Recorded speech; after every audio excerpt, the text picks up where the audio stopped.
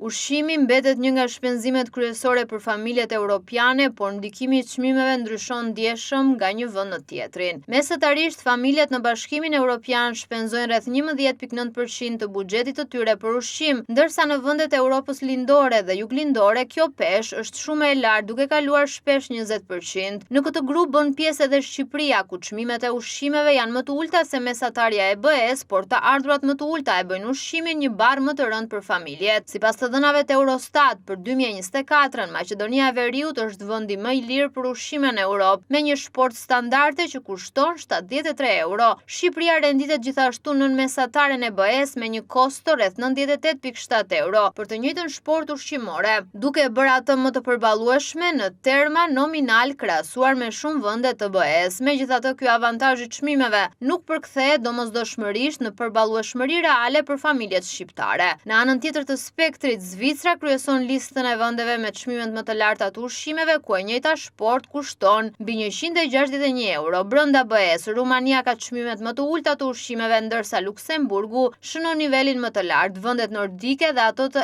EFTA-s, si Islanda dhe Norvegjia, mbeten ndër më të shtrenjtat në Europë. Dallimet në çmimet e ushqimeve lidhen ngushtë me nivelin e pagave, kostot e punës, taksat mbi ushqimet dhe strukturën e tregjeve. Në vende si Shqipëria dhe shtetet e tjera të Ballkanit Perëndimor, ku të ardhurat janë më të ulta, familjet shpenzojnë një pjesë shumë më të madhe të buxhetit për ushqim, edhe pse çmimet janë më të ulta se në Europën Perëndimore. Kjo situatë ka implikime të drejtpërdrejta për sigurinë ushqimore, ndërsa në vendet me të ardhurat të larta çmimet e shtrenjta përballohen më lehtë. Në Shqipëri dhe në pjesë të mëdha të Europës qendrore dhe lindore, çdo rritje e çmimeve godet më fort familjet, duke thelluar pabarazit dhe presionin mbi standardin e jetesës.